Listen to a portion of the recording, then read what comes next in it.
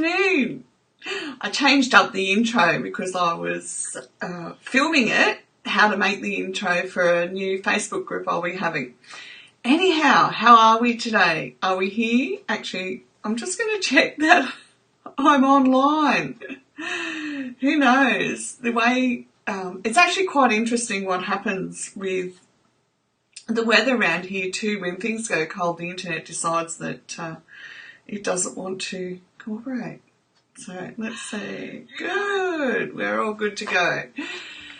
Welcome to today. We've got some exciting things happening, some wonderful questions to ask, especially around the area of anxiety, especially if you've been suffering with anxiety for some time. It can often be challenging to know where next to go or how next to reflect, etc., etc. So what I did was found some really good questions. Now, before we get to the questions though, we need to have some idea of the process that's happening inside of us. Now, if you've ever listened to Kerwin Ray's business videos, you'll find that he has a lot of really encouraging things. So I know a lot of you that get on actually have your own businesses as well. So check out Kerwin Ray. I'll put a link down below with his name. And he's very vibrant and alive and very active on social media, so that'd help you as well. But for today, let's pull up our checklist. Anxiety, questions for reflection. This key is actually very, very important with anxiety. Become aware of when you are feeling emotional, stressed, before your anxiety kicks in. So what happens, generally speaking, is we're not aware of when we're emotional or stressed or the layers of it all of a sudden, because we just keep going and we're so focused on not only having control of our lives. Sometimes some of us are perfectionists. I definitely had a perfectionist, let's do this good and do it well. I still have an attitude of let's do it good and do it well, but the perfectionist side of it doesn't overtake me. Like the perfectionist, it can be very overwhelming, and we get into a cycle of beating ourselves up because we haven't done it well enough. Okay?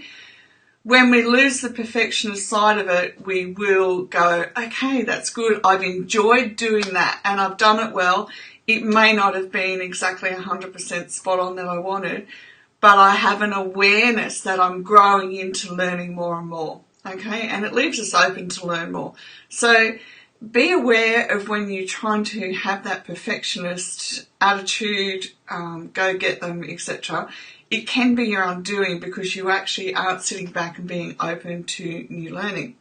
Now, the other thing that I want to add on that, the more we become aware of ourselves, our body, the more we're actually able to identify the minute we're starting to stress. I'm actually blessed in that respect, that if I haven't noticed I've lost sight of how I'm feeling and what's happening, and if I don't feel the emotions coming on, I get to this pressure boiler point of stress and it tipping over, all my muscles will clench and I basically have a mini seizure. So it's become an actual valid point for me to make sure of being aware, mindfulness in this moment. So I deal with stress as it comes up, not shove it down and let's move on. Okay? That's not a good habit to be in, and it was one that I used to be in. Okay, key 2, regulate your breathing. 5 seconds in and 5 seconds out is optimal breathing, scientifically speaking, for our body. If you try and do 5 seconds in and 5 seconds out and feel your breath, you soon realise that you're nowhere near doing 5 seconds in and 5 seconds out and having optimal breathing for yourself. Okay? So do it 1 minute a day, and certainly regulate your breathing when you feel the panic attack coming on or when you've got to go out socially, and you will find that it helps to turn your brain around. So not only does it scientifically retrain your neurobiology, it also puts you into changing your behaviour pattern so that your brain begins to become aware that when you have the panic attack, you're going to stop and you're going to breathe. Okay, yes, I'm having a panic attack, but I'm going to teach myself how to breathe through this, and I am going to be okay. All right, and consistency is key. Don't come to me and say, oh, it doesn't work. I can't tell you how many people say, yeah, I've tried that. And if I know, if I say to them, did you do it for a month, 2 months? They'd say, oh, well, no. No. Consistency. The layers of stress that you're holding in your body didn't appear overnight. Okay, they took your lifetime to get there. So they aren't going to disappear overnight either. It's life. It's how it happens. It hasn't been explained this way to us, but it is how it happens. Okay? Key 3, manage what the event means. So when you're having a panic attack, and if you're at the stage where you're at home, first of all, you need to work out what is it that triggered you into the panic attack. And you owe it to yourself to stop and sit down and think about it. You want to break free, right? Nod, yes. Then you owe it to yourself to sit down and reflect. When did I begin to feel the pressure? When did the stress start? What triggered me? Feeling the breathing and feeling the emotions, because the emotions will still be sitting there just underneath the surface bit. Okay, so breathing down and feeling it. What triggered me? What did I miss? Why was I in a hurry? And it doesn't have to be physically, it can be mentally. I'm in a hurry. I wanted to get somewhere. Next thing you know, I've ignored my emotions of how stressed I am. And the perfect example I can give you for that is I was going out to my car one time, so I was coming out from the bedroom, and all I was focused on was getting to the car. So this is when I couldn't walk the best, so the balance was off. So I focused on getting to the car, but meanwhile I know that I'm going outside. All right. So what happens halfway up the hall is, next thing you know, I start shaking, and I'm like, what happened? I'm just focused on getting to the car. So I thought, but of course my thoughts are, 10 steps ahead of me, because my brain's going, stay safe, stay safe. And because that was its mode. And next thing you know, I'm coming undone. It was just crazy. And I didn't have this information then, so I had to sit down, had to take medication to calm my brain down. And I was like, my goodness. And then all I wanted to do was go out to the car and go to my appointment. Because back then, doctors and I like this. So that's what we need to do. We've got to focus on that regulation. And what does this event mean to me? Means that I'm going to sit down and look at what's happening right in front of me and what triggered it. Where was my head racing off? And where was I ignoring how I was actually feeling about it? Okay? Now, these key benefits, these questions came from Kerwin as well. And each of them will give you insight, but you don't have to do them all at once. One of the key questions that I began with in the beginning is asking, how does this benefit me? So how does this benefit me staying in bed? How does this benefit me having to keep taking this medication? And the thing is, you've got to sit down, do your breathing and feel it. So I still practice this to this day. So the other day I was in bed, and I have to tell you that depression is very real, and it can be overwhelming and want to take over your life. It sounds like a separate entity because it feels like it's a separate entity to who I am. So I'm lying in bed and my head is just thick with the fog going round, and all as my brain was saying is, go to bed, or just sleep. I just want to go to sleep. And whereas who I am, I wanted to get up and go to the gym, I wanted to do my videos, etc., etc. I had a whole day planned out. So then I sat back and I went, how is this benefiting me staying in bed? Like giving into, I really need to sleep, etc., etc. Well, it's not. I got up and went to gym. There is no benefit to me maintaining the same old, same old. Now, I have to tell you, with depression, it can be insidious because you can be going to gym, you can be eating well, you can be doing all the right things, and next thing you know, bam, out of nowhere it hits you. And that's what happened to me yesterday or the day before, is bam, out of nowhere it hit me. And because I recognise all the symptoms now, I go, that's not me, that's not what I've got planned. Why am I feeling like this? And it's not the flu, etc., etc. And I just went, depression, you're not winning today. I know you're there. I know I have to, be aware, but you're not winning. I'm getting up and going to gym because I know that it will make me feel better. And it's a definite choice. It's a conscious choice, and it's something that we do consistently through all our mental health challenges. I am at the stage where it's been happening so long, I can recognise it straight away, but it did take, I want to be encouraging to you that it did take me a long time to understand when the depression kicked in.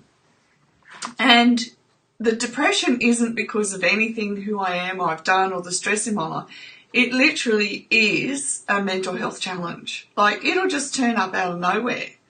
I'm happiest person in my life, great supportive people. I love where I'm going. I love all the healing I'm having to keep going forward.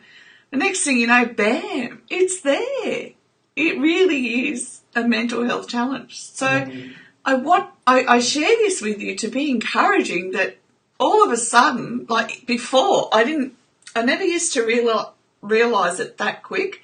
So what would happen was, I'd be 6 weeks down the track because I had to get up to kids, etc., forcing myself out of bed every day. It would kill me doing all the stuff that kids need doing, drop-offs, pick-ups, etc., etc. And then in the end, 6 weeks down the road, after forcing myself so far, I'd fall asleep during the day. And it'd happen for one day you don't care about. Like, if you have to have a nap, you just go, oh, well, whatever, I've just needed, obviously. Haven't been paying attention, I must be run down. Then it starts to turn into 2 and 3 days, and I'd go, oh no, the depression's back. And then I'd start the fight to come out of what had been already going on for 6 to 8 weeks. Now I can recognise it a lot earlier.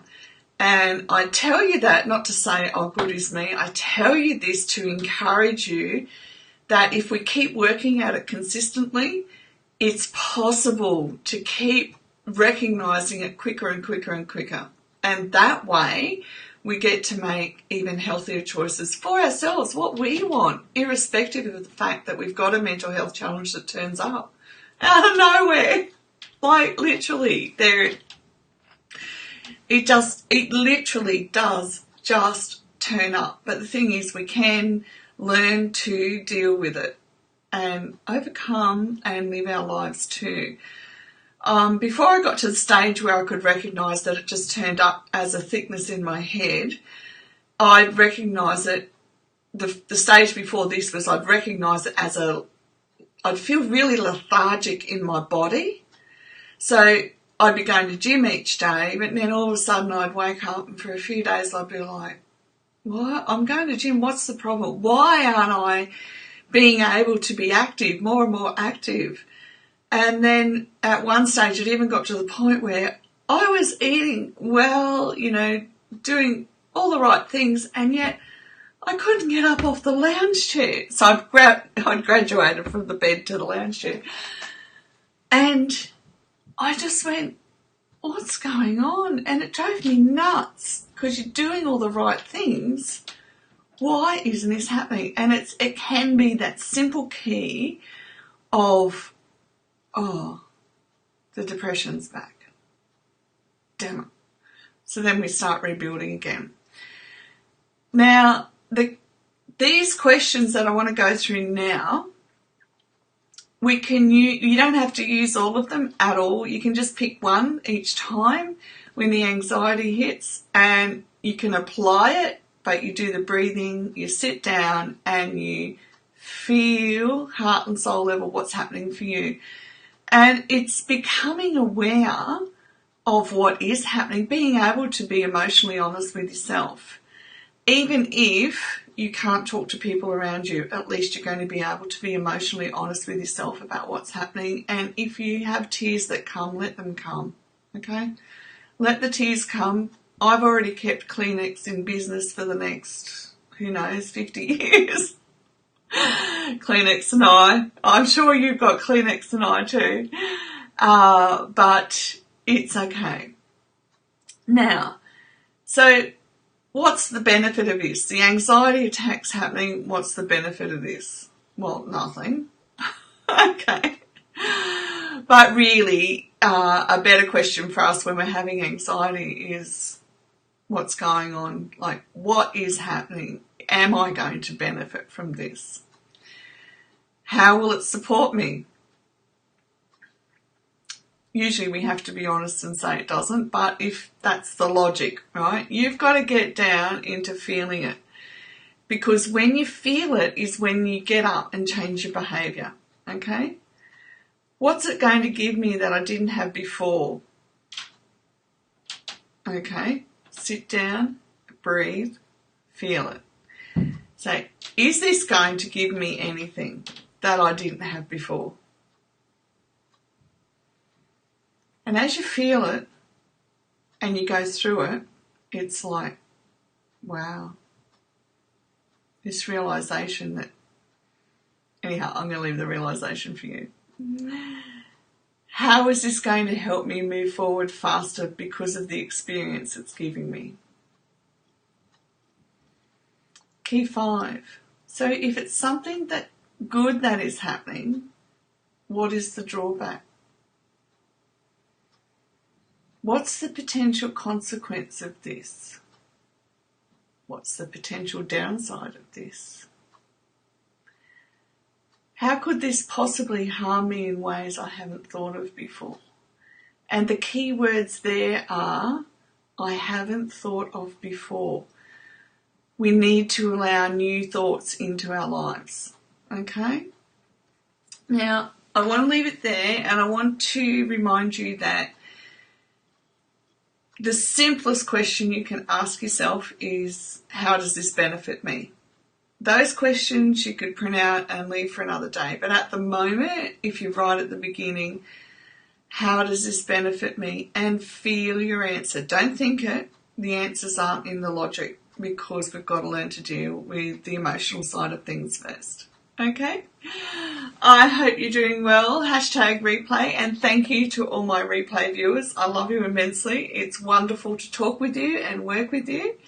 And I look forward to tomorrow's session on anxiety. And we are going to go into social anxiety as well. Actually, tomorrow we'll have a look at some social anxiety explanations and inspiration as we go forward. Okay, thanks for watching. And bye for now. Oh, we'll just take this down for the moment. If you ever need these, I actually save them to my Instagram page. But I'm happy to message them to you as well. Okay. Bye for now.